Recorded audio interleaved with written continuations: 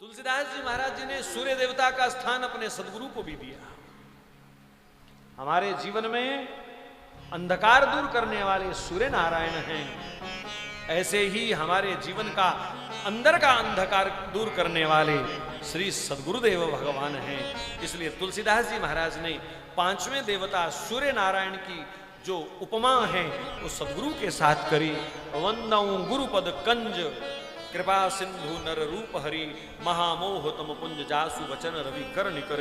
मेरे जीवन में महामोह का जो अंधकार था, अज्ञानता का जो अंधकार था, मेरे सदगुरुदेव के उन वचनों की मंत्र की किरणों ने उस अंधकार को दूर किया।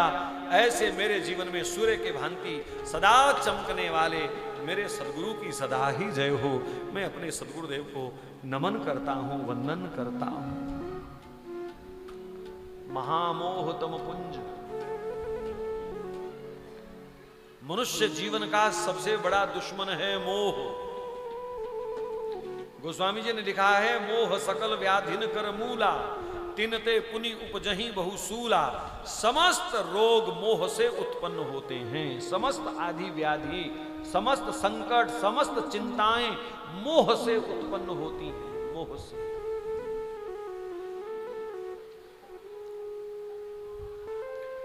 आपको सूचना मिले कि दूर सड़क पर एक बस पलट गई, 10 लोग मर गए, ठीक है, सूचना कान में गई और गई, ठीक है, आया होता रहता है, रोज मरते हैं लोग, क्या करें, किस किस की सोचें। लेकिन दूसरा फोन आया, भाई साहब वो जो सड़क में बस गिरी उसमें जो 10 लोग थे उसमें एक आपका बेटा था। अब क्या हुआ, चीखें निकलनी शुरू हो गई। समाचार वही पहले किसी ने दिया, हमारी चीख नहीं निकली, लेकिन दूसरा फोन आया कि तुम्हारा बेटा था उसमें, तो चीख निकल गई। तो बस के गिरने ने रुलाया कि मरने ने रुलाया? हमको हमारे मोह ने रुलाया, क्योंकि मरने वाले के साथ जब हमारा मोह जुड़ा तो रुलाता कौन है? मोह रुलाता है, मृत्यु नहीं रुलाती, मृत्यु नहीं रुलाती।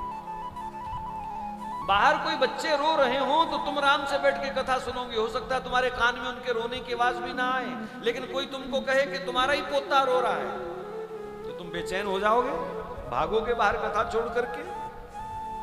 तो किसने दौड़ाया आपको, किसने बेचैन किया आपको? आपके पोते के मोह ने, जबकि बच्चों के रोने की आवाज पहले भी आ रही थी, आप विचलित नहीं हुए। मोह रुलाता है। इसलिए गोस्वामी जी कहते हैं कि मेरे जीवन का सबसे बड़ा शत्रु तो मोह है, जिसने मुझे सदा रुलाया और मेरे उस मोह के अंधकार को दूर किया। मेरे सद्गुरु के एक कृपा से भरे हुए शब्द ने जासु वचन रवि कर निकर, जैसे सूर्य की एक किरण संसार का अंधकार समाप्त करती है, ऐसे सद्गुरु का एक वाक्य, एक मंत्र, एक शब्द मेरे अंतःकरण के अंधकार को दूर करने वाला है। ऐसे सद्गुरु की मैं वंदना करता हूं, ऐसे सद्गुरु को मैं प्रणाम करता हूं। श्री सद्गुरुदेव महाराज की जय।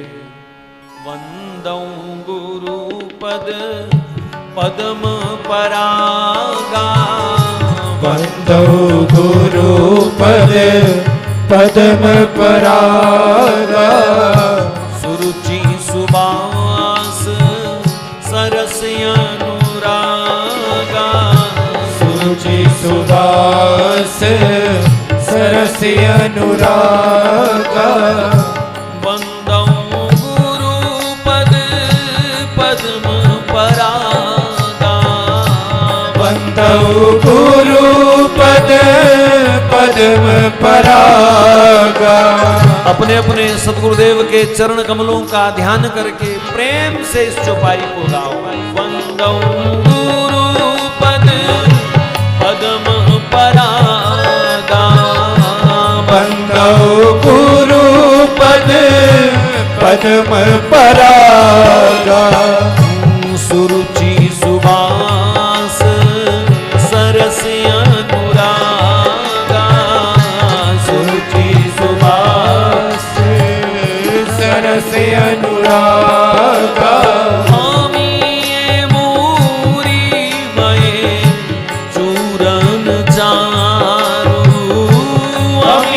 मूरी मये चूरन चारू समन सकल भव रुज परिवारू समन सकल भव रुज परिवार श्री गुरुपद नख मणि गण ज्योति श्री गुरुपद नख मणि गण ज्योति श्री गुरुपद नख मणि गण ज्योति श्री गुरुपद नख मणि गण ज्योति सुमिरत दिव्य दृष्टि होती सुमिरत दिव्य दृष्टि होती सुमिरत दिव्य दृष्टि होती सुमिरत दिव्य दृष्टि होती दलन रोग हाँ दलन मोह तम सो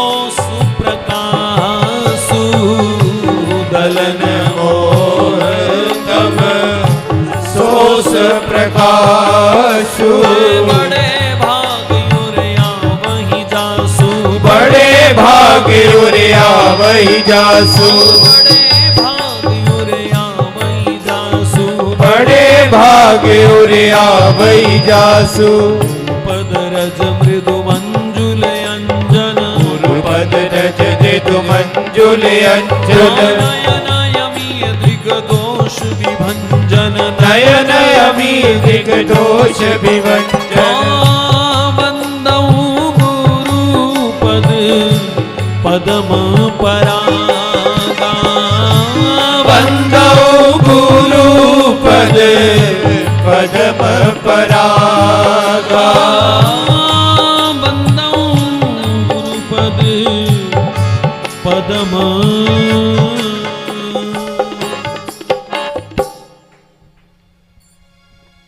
देखो बाकी देवताओं की स्तुति में दो दो पंक्तियां एक एक सोरठा लिख करके तुलसीदास जी ने नमन कर दिया, आगे निकल गए। पर सदगुरु के चरणों की वंदना दो पंक्तियों में उनका पेट नहीं भरा, इसलिए रामचरितमानस का चौपाई रूप में जो श्री गणेश है प्रारंभ है वो सदगुरु के चरणों की वंदना के साथ किया गया। और अनेक चौपाइयां गुरु वंदना में गोस्वामी जी महाराज ने लिखी। अगर मैं सब चौपाइयों को खोलूं तो हो सकता है गुरु वंदना करते करते ही 7 दिन पूरे हो जाएं। इसलिए संक्षेप में उनका दर्शन करेंगे। गोस्वामी जी कहते हैं मैं सदगुरु के चरणों की वंदना नहीं कर रहा, मैं सदगुरु के चरणों से लगी हुई रज जो मेरे जीवन में एक पराग के रूप में है। जैसे कमल के ऊपर पराग रहता है, कोई पुष्प होता है उसके ऊपर उसका पराग रहता है, ऐसे ही सदगुरु के चरण जो हैं वो कमल हैं और उनके ऊपर जो रज है वो मेरे लिए पराग है। पराग केसर का पराग, कमल का पराग, गुलाब का पराग, हर पुष्प का पराग होता है जिसमें उस पुष्प की सुगंध होती है। तो गोस्वामी जी कहते हैं गुरुदेव के चरण कमलों के ऊपर जो रज है वो पराग है, मेरे जीवन में सुगंधी फैलाने वाली, मेरे जीवन में सुरुचि देने वाली पराग है। अब ये सुरुचि और सुगंधी क्या है?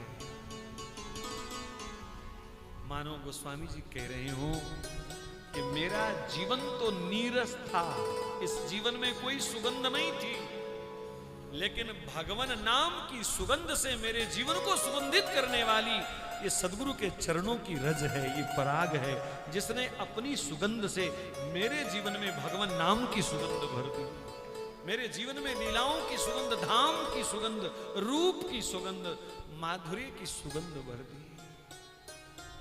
देखो भगवान का जीवन, भगवान का नाम, रूप, लीला और धाम, इसकी सुगंध उसी को आएगी जिसके जीवन में सद्गुरुदेव के चरण कमलों की रज की कृपा है। बिना गुरु कृपा के नाम, रूप, लीला, धाम की कृपा नहीं मिलती। वृंदावन रोज लोग जाते हैं, हजारों लोग जाते हैं, लेकिन वृंदावन का यथार्थ दर्शन केवल और केवल उसी को मिलता है जो वृंदावन को सद्गुरु की दी हुई आंख से देखता है, जो वृंदावन को सद्गुरु के दृष्टिकोण से देखता है। मस्ती उसी को मिलती है, भीतर का आनंद उसी को मिलता है।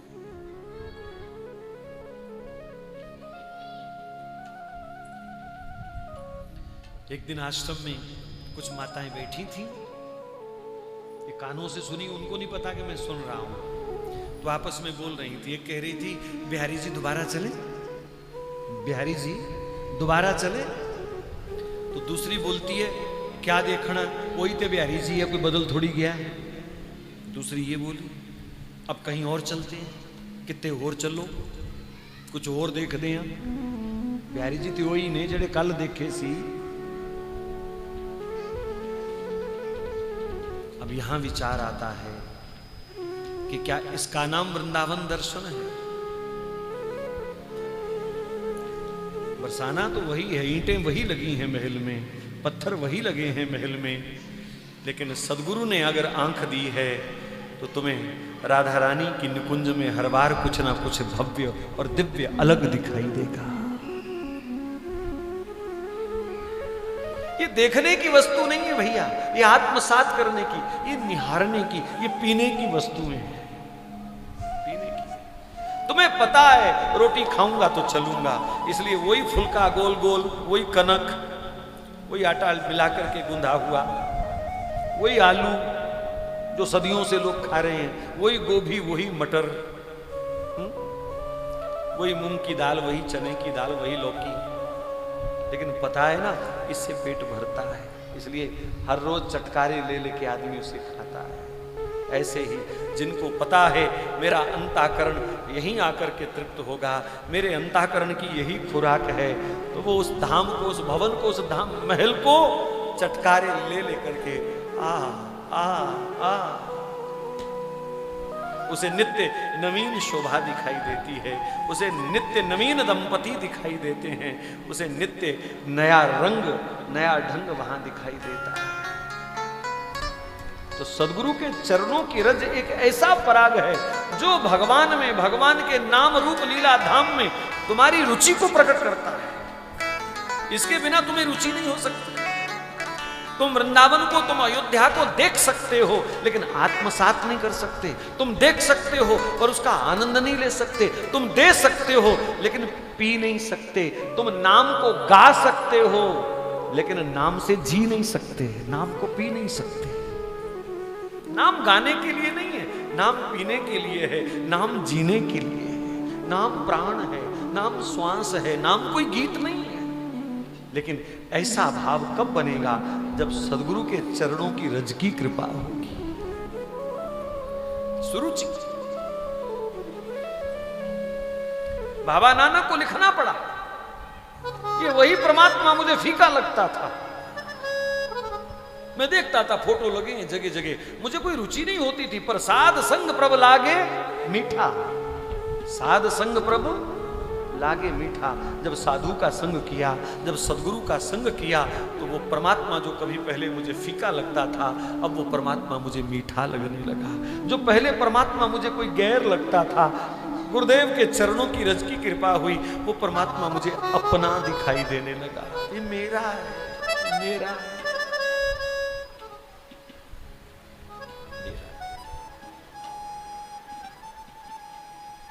शुरू में हम लोग भी जब कीर्तन करते थे, वृंदावन की कुंज निकुंज का, अंतरंग लीलाओं का चित्रण सुनने में आता था, समझ नहीं आती थी। लेकिन रसिक जनों का जब प्रेम प्राप्त हुआ, सानिध्य प्राप्त हुआ, वो सद्गुरु बनकर के मेरे जीवन में जब आए, तो उन्हीं रसिकों की वाणी में एक अद्भुत सुख, एक अलग अद्भुत दर्शन, अलग प्रकार का। अब उन शब्दों को गाते गाते नित्य नवीन सुख,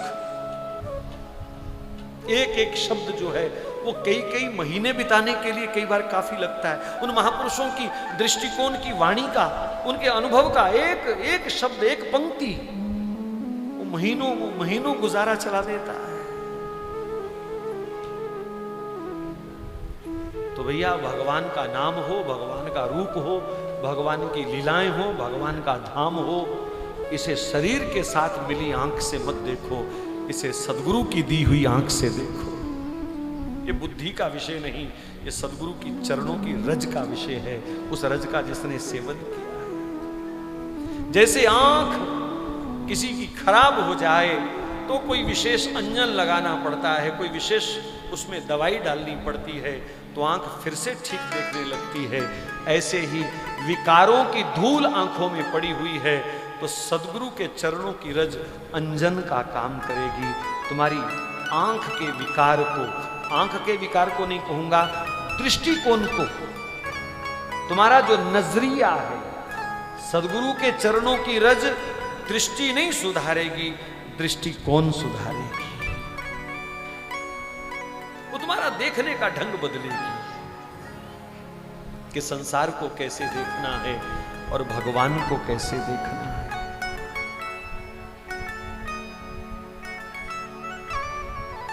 गोस्वामी जी ने इसे दूसरी उपमा में कहा, सुरुचि सुबास। सदगुरु के चरणों की पवित्र रज की जिसने गंध ले ली और जिसने अपने दिल दिमाग में उस रज को समाहित कर लिया, उस रज का जिसने अपने दृष्टिकोण में एक स्थान बना लिया, तो फिर ये सुगंध, ये जो सुबास है, तुम्हारा पीछा करेगी, तुम्हारा पीछा करेगी। ये बात सुनने वाली नहीं, अनुभव करने वाली है, सबको समझ नहीं आएगी। सदगुरुदेव की विशेष कृपा जो लोग महसूस करते हैं हर पल, ये उनका विषय है। सदगुरु के चरणों की सुबास तुम्हारा पीछा करेगी। मुझे समझाना नहीं आ रहा, मैं कैसे समझाऊं। अब मेरी यहां कई बार ऐसी स्थिति हो जाती है कि गुंगा रसगुल्ला खाए तो स्वाद कौन बताए। उस सदगुरु के चरणों की रज की जो गंध है वो कैसे पीछा करती है, हम क्या बताएं। आपके जीवन में कभी घटित हुआ होगा तो आप महसूस कर सकते हो। मेरी समझ में तो सिर्फ इतना आ रहा है कि वो धीमी धीमी सुगंध तुम्हारी मानसिकता को भगवान से जोड़ के रखती है, नाम से, रूप से जोड़ के रखती है।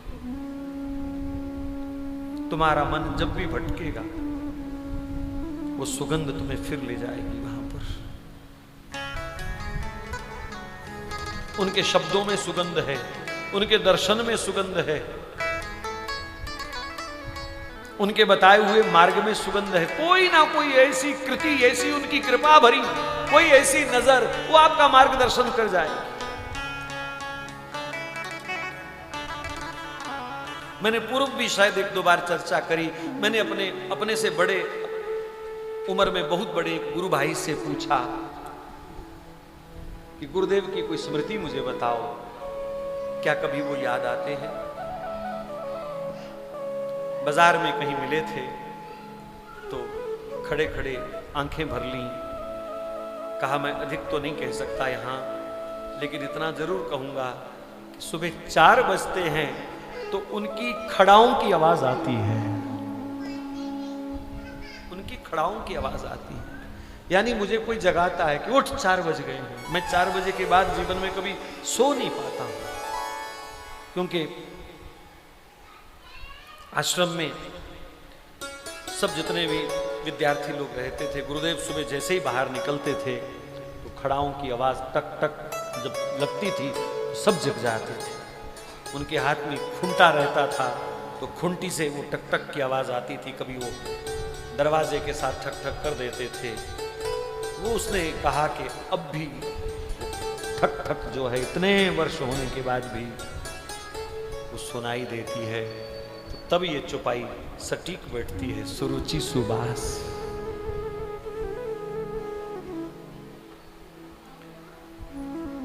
सदगुरु तुम्हें भटकने नहीं देगा, तुम्हारा स्वप्न में मार्गदर्शन करेगा। निष्ठा बना के रखो, विश्वास बना के रखो, इरादा नेक रखो कि सदगुरु की कृपा से मुझे इसी जन्म में अपने भगवान से मिलना है। ऐसी तड़प बना के रखो, फिर सदगुरु तुम्हें गिरने नहीं देगा, भटकने नहीं देगा, डामाडोल नहीं होने देगा। सुरुचि सुवास। तीसरा शब्द आया सरस।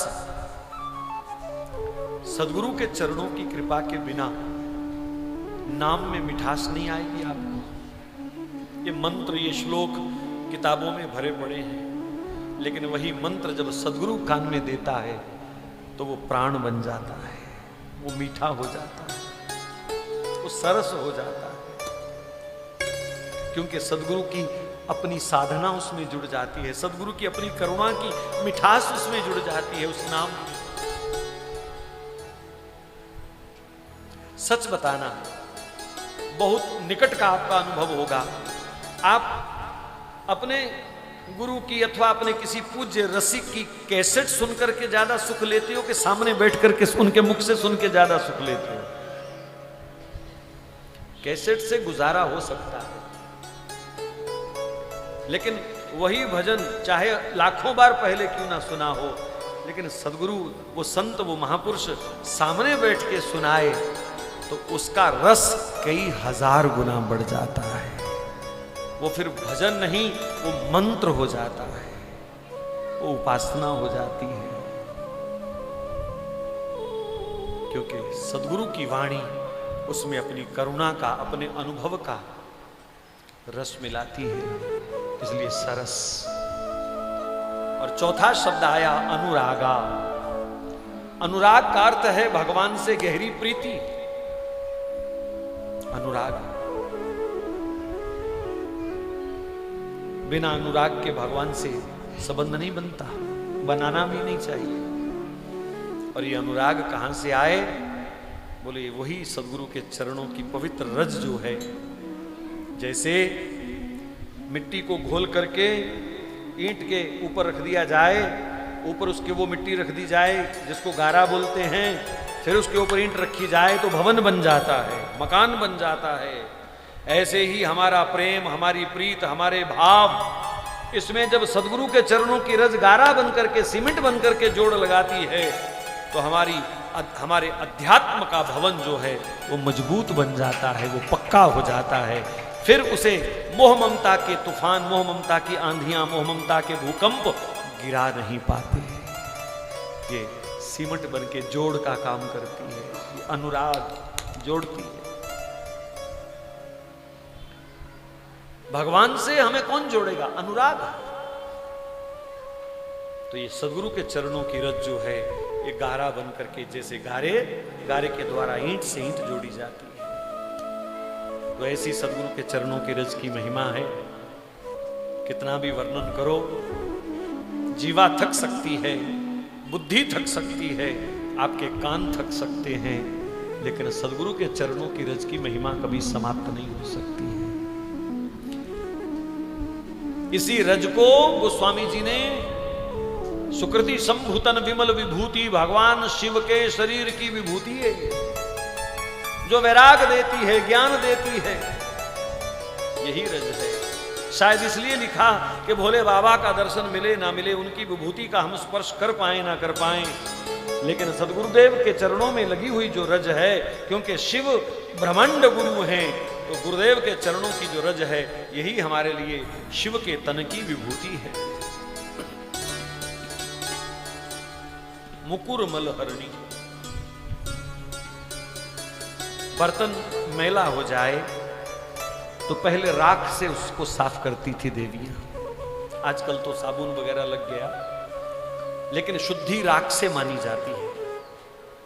अभी भी पुराने गांव की महिलाएं अगर राख से बर्तन मांज देवें तो भले ही जल ना लगावें, राख से ही शुद्ध मान लिया जाता है। क्यों जी? राख से उसको अच्छी तरह मांज लिया जाए, झाड़ दिया जाए या कपड़े से पोंछ दिया जाए तो जल ना भी हो तो भी बर्तन शुद्ध ही होता है। तो यहां गोस्वामी जी कहते हैं कि हमारा मन रूपी दर्पण मैला है, मोह की काई जमी है, अहंकार की काई जमी है, वासनाओं की काई जमी है, तो कौन शुद्ध करे इसको? तो मंजू मुकुर मल हरणी, ये मन रूपी दर्पण का मल हरने वाली सदगुरु के चरणों की रज है। श्री गुरु चरण सरोज रज निज मन मुकुर सुधारी। हनुमान चालीसा की पहली चौपाई, अयोध्या कांड का पहला दोहा, हनुमान चालीसा का पहला दोहा। तुलसीदास जी कहते हैं अपने मन को गुरुदेव के चरणों की रज से स्वच्छ किया। वर्णो रघुवर विमल जसु, यानी भगवान के चरित्र में अगर आप प्रवेश करना चाहते हैं, भगवान के नाम का अगर आप सुख लेना चाहते हैं, तो वही साधक सुख ले सकता है जिसने अपने मन को गुरुदेव के चरणों की रज से मांझ लिया है, पवित्र कर लिया है, अन्यथा प्रवेश नहीं है। और एक और बड़ी सुंदर चौपाई है यहां, कहे बिना सरता नहीं है। आप लोग नाखून काटते हैं, नाखून, और काट करके संभाल के रखते हो कि तुरंत फेंकते हो बाहर? तुरंत लोग उसको बाहर फेंक के आते हैं। नाखून अशुभ माना जाता है। लोग वहम करते हैं कि एक भी कण जो है नाखून का कहीं आंगन में, कमरे में, बेड में रहना नहीं चाहिए, अशुभ होता है, ऐसा मानते हैं लोग। लेकिन तुलसीदास जी महाराज कहते हैं वही नख अगर सद्गुरुदेव के चरण कमल का हो, श्री गुरु पद नख, अगर वही नख श्री गुरुदेव के चरण कमल का हो, पैर के नख का हो, तो श्री गुरु पद नख क्या हो गया? मणिगण ज्योति। साधक के लिए गुरुदेव के चरणों का जो नख है वो मणिगण ज्योति, सहज प्रकाशित ज्योति है, मणि है। यहां दीपक नहीं लिखा उन्होंने, मणि लिखा, क्योंकि दीपक जलाने के लिए घी चाहिए, बत्ती चाहिए, दिया सलाई चाहिए, पात्र चाहिए उसको रखने के लिए, लेकिन मणि स्वतः प्रकाशित होती है। तो गोस्वामी जी ने सद्गुरुदेव के चरण कमल के नख को, पैर के नख को मणिगण ज्योति कहा, स्वतः प्रकाशित ज्योति कहा। आप बैठो तो सर्वप्रथम साधना में श्री गुरु पदनख चंद्र ज्योत्सना, श्री गुरु पदनख चंद्र ज्योत्सना। गुरुदेव के चरणों की नख की महिमा क्या है? कहा जैसे शरद पूर्णिमा के चांद में महाराज का सुख हुआ, ऐसे ही सद्गुरुदेव के चरण कमलों का जो नख है वो शिष्य के लिए ये चंद्रमा की शीतल चांदनी है, जिसमें प्रिया प्रियतम की दिव्य लीलाओं का सहज दर्शन होने लग जाता है।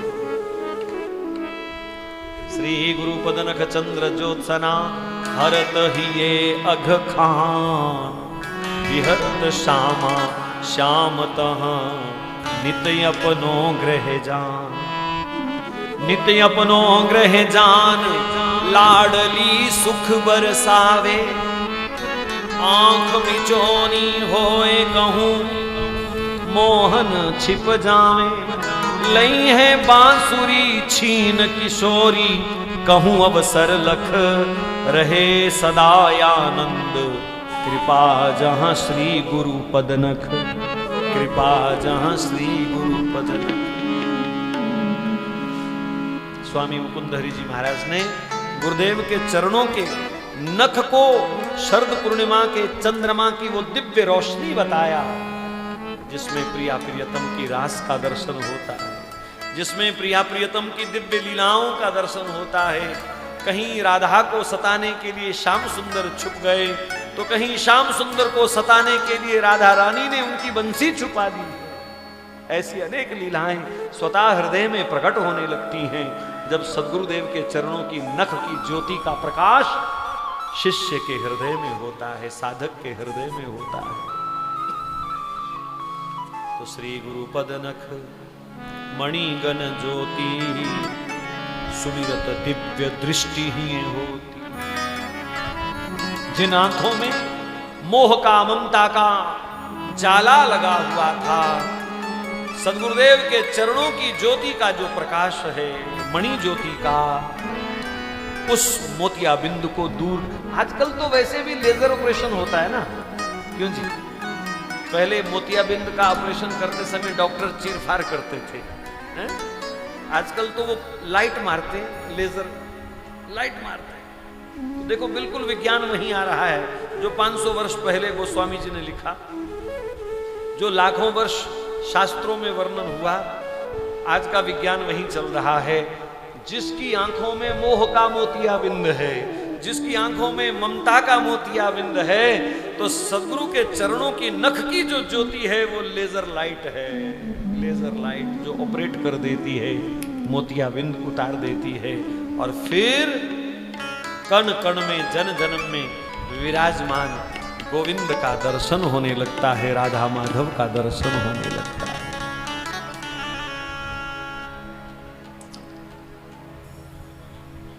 और भी बहुत चुपाइयों में तुलसीदास जी ने गुरुदेव की वंदना की है, छोड़ नहीं पा रहे जल्दी।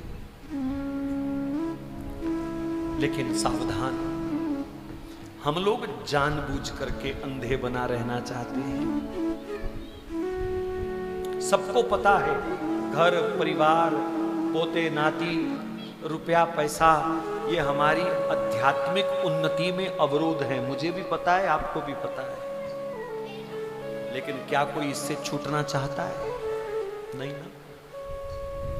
हम जानबूझ करके अंधे बना रहना चाहते हैं। अंधे बने रहो, अंधे बने रहो। एक बहुत सेठ था, बहुत बड़ा पैसे वाला, उसकी इकलौती बेटी थी। बहुत पैसा था उसके पास, अरबोपति होगा।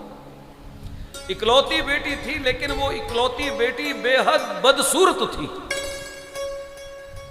उसका चेहरा बिल्कुल बिगड़ा हुआ था, इकलौती बेटी। अब उससे कोई शादी कौन करेगा? बड़े बड़े प्रलोभन दिए उसने, मैं सारी संपत्ति दे दूंगा बेटी के साथ दहेज में। तो कहा कि शादी तो लड़की से करनी है, दहेज संपत्ति से थोड़ी करनी है, जिंदगी तो उसके साथ बितानी है। बड़े बड़े लोग आए, अमीर भी आए, गरीब भी आए, सुख संपत्ति की खबरें सुन करके सब आए। लेकिन जब लड़की देखते थे तो वो इतनी बदसूरत थी कि कोई भी उससे शादी ना करे। एक दिन उसके मुनीम ने आते ही बड़ी खुशी से समाचार दिया, काश सेठ जी लड़का मिल गया, लड़का मिल गया। बोले लड़के तो पहले भी बहुत मिले थे, अब मिल गया तो इसमें क्या खासियत? उसको बताया तूने? बोले तुम्हारी संपत्ति के बारे में भी बताया। तो बोले लड़की के बारे में बताया कि नहीं? क्योंकि बात बिगड़ती लड़की को देख के है। बोले मैंने लड़की के बारे में भी बता दिया। मैंने उसको बताया कि बहुत बदसूरत है, पर वो कहता है कि मुझे इससे कोई फर्क नहीं पड़ता। कहा पहला आदमी देखा है जो कह रहा है कि बदसूरती से मुझे कोई फर्क नहीं पड़ता। ये कैसे हो गया? कैसे उसने स्वीकार कर लिया? तो मुनीम कहता है सेठ जी उसने ये इसलिए स्वीकार कर लिया क्योंकि वो अंधा है। और अंधे आदमी को सूरत क्या और बदसूरत क्या? आंख वाले जितने आए उन्होंने कन्या की, तुम्हारी कन्या की बदसूरती देखी, इनकार कर गए, पर ये अंधा है, अंधा, इसलिए बदसूरत से प्यार कर रहा है, उसे स्वीकार कर रहा है। कहानी क्या है? कहानी मेरी तुम्हारी है। ये संसार के सुख बदसूरत हैं, सारे सब मारने वाले हैं, लेकिन हम अंधे होकर के इसकी चाह कर रहे हैं क्योंकि इसके इन सुखों के साथ संपत्ति जुड़ी हुई है, इन रिश्तों के साथ कुछ सुख जुड़े हुए हैं। हम पुत्र से प्रेम करते हैं, अच्छी बात है, लेकिन पुत्र से प्रेम नहीं, पुत्र से मिलने वाले सुख से प्रेम करते हैं। कोई मर जाता है ना, घर में कोई मर जाता है तो देवियां रोते रोते कहती हैं हाय बापूजी चले गए, बच्चियां नू ट्यूशन छड़ आंदे सी, हुण कौन जाऊगा। सब्जी भाजी ले आंदे सी, हुण कौन ले आएगा। सारा दिन घर कुत्ता भी नहीं सी वड़न दिंदे, हुण पैरा कौन दऊगा। तो किसको रो रहे हैं? जो मर गया उसको रो रहे हैं कि उससे मिलने वाली सुविधा को? ये सच है। तो हम अंधे हो चुके हैं क्योंकि संसार के सुखों को झेलने की हमारी आदत बनी हुई है। इसलिए बदसूरत संसार से भी हम रिश्ता जोड़ने के लिए तैयार हैं, उससे शादी करने को हम तैयार हैं। तो इस अंधी आंख को कौन दूर करेगा? गुरुपद रज मृदु मंजुलयंजन नयन अमीय दृग दोष विभंजन।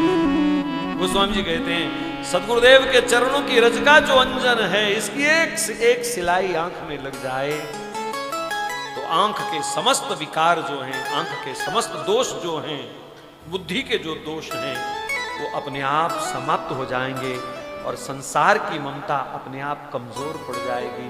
फिर परमात्मा के सिवा कोई सुंदर दिखाई नहीं देगा, फिर परमात्मा के सिवा कोई धनवान दिखाई नहीं देगा, फिर परमात्मा के सिवा कोई भी अपना दिखाई नहीं देगा।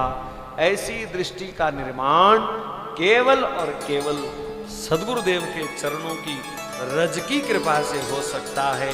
इसलिए प्रेम से बोलिए सद्गुरुदेव महाराज की जय। गुरुदेव तुम्हारी जय होवे, गुरुदेव तुम्हारी जय होवे, गुरुदेव तुम्हारी जय होवे, गुरुदेव तुम्हारी जय होवे, मेरे दाता तुम्हारी जय होवे, मेरे दाता तुम्हारी जय होवे, मेरे सद्गुरु तुम्हारी जय होवे, मेरे सद्गुरु तुम्हारी जय होवे, मेरे मालिक तुम्हारी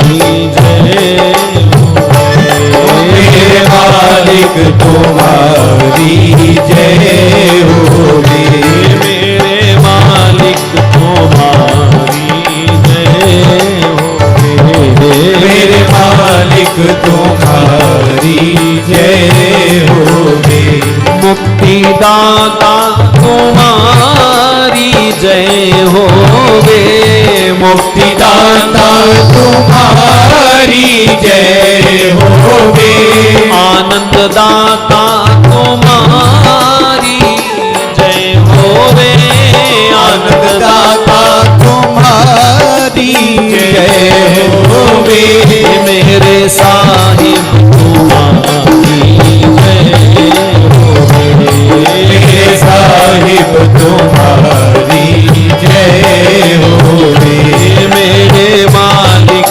तुम्हारी जय होवे, मेरे मालिक तुम्हारी जय होवे, तेरी जय होवे, तेरी जय होवे, तेरी जय होवे, तेरी जय होवे, तेरी जय होवे, तेरी जय होवे, तेरी जय होवे, तेरी जय होवे, मेरे सद्गुरु तुम्हारी जय होवे, मेरे सद्गुरु तुम्हारी जय होवे, मेरे दाता तुम्हारी जय होवे, मेरे दाता तुम्हारी जय होवे, आनंद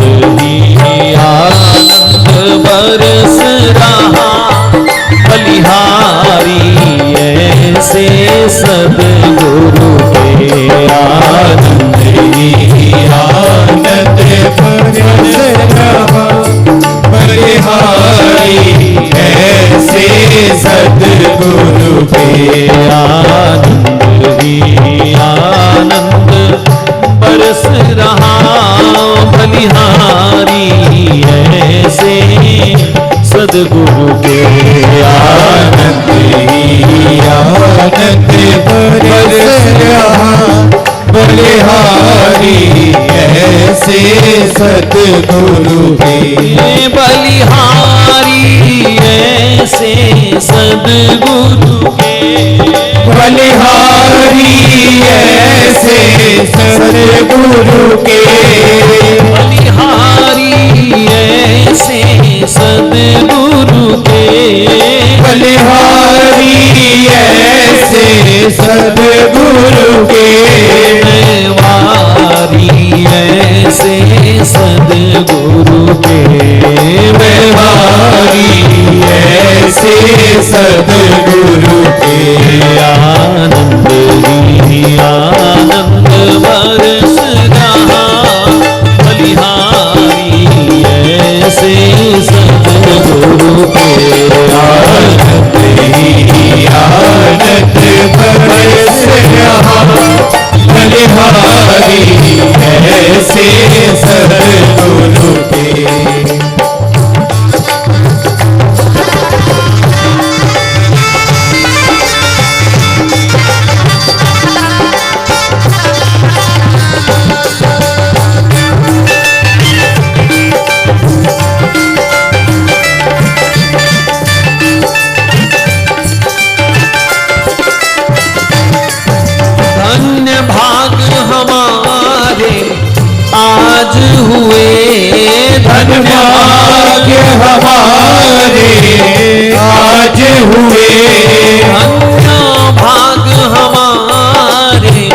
आज हुए धन्य भाग्य हमारे आज हुए।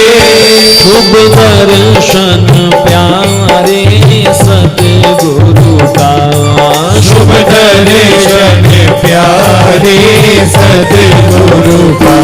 पावन की भारत भूमि, पावन की भारत भूमि। बलिहारी ऐसे सतगुरु के आनंद ही आनंद बरस रहा। बलिहारी ऐसे सतगुरु के, बलिहारी ऐसे सतगुरु के, बलिहारी ऐसे सतगुरु के।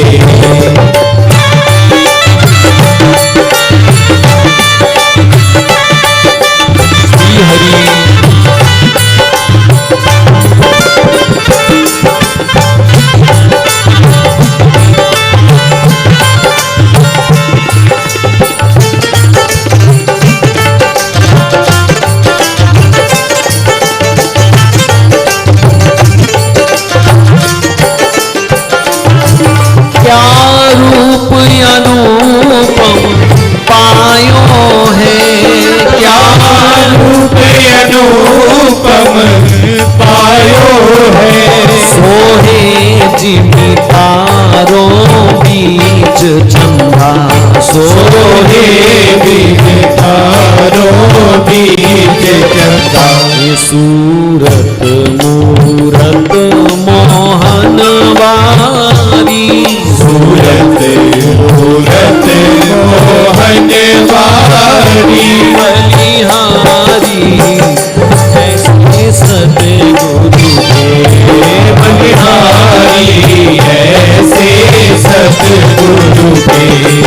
आनंद ही आनंद बरस रहा। बलिहारी ऐसे सतगुरु के, आनंद ही आनंद बरस रहा। बलिहारी ऐसे सतगुरु के।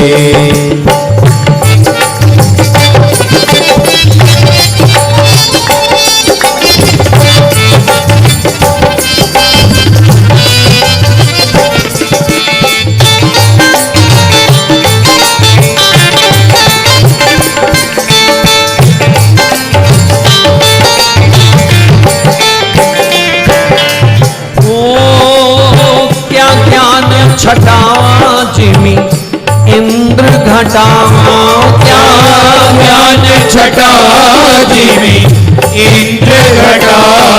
बरसत वारी अमृत धारा, बरसत वारी अमृत धारा।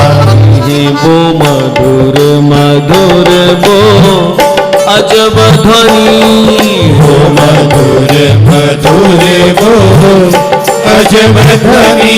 बलिहारी ऐसे सतगुरु के, आनंद ही आनंद बरस रहा। बलिहारी ऐसे सतगुरु के। गुरु नाम रूपी जल बरसा कर, गुरु नाम रूपी जल बरसा कर। गुरु प्रेम बगीचा लगा दिया, गुरु प्रेम बगीचा लगा दिया। गुरु धर्म बगीचा लगा दिया, गुरु धर्म बगीचा लगा दिया। खिल रही है सुंदर फुलवारी, खिल रही है सुंदर फुलवारी। बलिहारी ऐसे सद्गुरु के आनंद ही आनंद बरस रहा। ऐसे सद्गुरु के आनंद ही आनंद बरस रहा बलिहारी ऐसे सदगुरु के आनंद ही आनंद बरस रहा बलिहारी ऐसे सद्गुरु के आनंद ही आनंद बरस रहा बलिहारी ऐसे सदगुरु के आनंद ही आनंद बरस रहा बलिहारी ऐसे सद्गुरु के बलिहारी ऐसे सदगुरु के बलिहारी ऐसे सद्गुरु के बलिहारी ऐसे सदगुरु के बलिहारी ऐसे सद्गुरु के देव महाराज की जय। तो सदगुरु की ऐसी सुंदर महिमा ते ही करी विमल विवेक विलोचन वर्णौ रामचरित भवमोचन। गोस्वामी जी कहते उन चरणों की पावन रज से अपने विवेक के चक्षुओं को शुद्ध करके पवित्र करके मैं भगवान श्री राम का चरित्र गा सकूं, ऐसी गुरु चरणों में प्रार्थना। शेष चर्चा कल करेंगे।